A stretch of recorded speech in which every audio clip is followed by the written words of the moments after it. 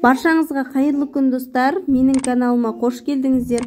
Бүгін сіздермен үй жағдайында дәмі тіл үйіретін керемет болып шығатын сүзбе дайындаймыз. Дүкеннен сатып алып жегеннен осындай қарапайым жолмен жасап, үй жағдайында сіздер де жасап көріңіздер. Видеомды соңына дейін қарап, маған тіркелуді ұмытпаңыздар. Ең әуелі бізге сиырдың сүті қажет. Жап жаңа сауып әкелген сиырдың сүтін осылай қазаныма құйып аламын.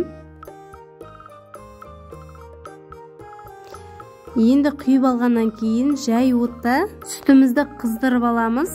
Асты жабысып қалмас үшін осылай араластырып отырамын.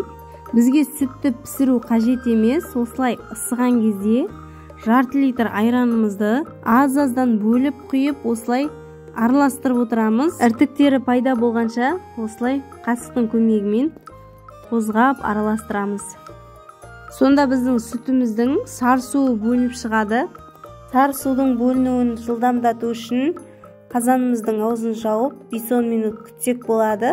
Бірақ байқаңыздар, қазанның асты жай отта тұру керек.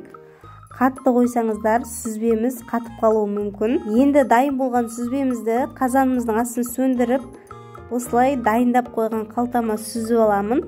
Оның үстін бастырып немесе оны сығудың қажеті жоқ. Сарысуының бәрі ағып кететін болады. Бұл жерде сүзбеміздің дәмі ащы не тәтті болуы қоспамызға байланысты. Менің айраным тұщы болғандықтан творогымның дәмі де жақсы болып шықты. Мен осылай сарысуын алып қоямын. Адамның денсаулығына өте пайдалы сусын. Суытып бір кеседен таңертеңгі аш қарында ішсеңіздер, көптеген ауруларға ем. Бұның барлығын келесі видеомда анықтап түсіндіретін боламын. Мінекей біздің сүзбеміз дайын болды. Енді қалтамыздан босатып, ыдысымызға салып аламыз. Дәмі өте керемет болып шығады. Үйден жасап жеген табиғи өнімге ештеңе жетпейді. Сондықтан да сіздер де жасап көріңіздер.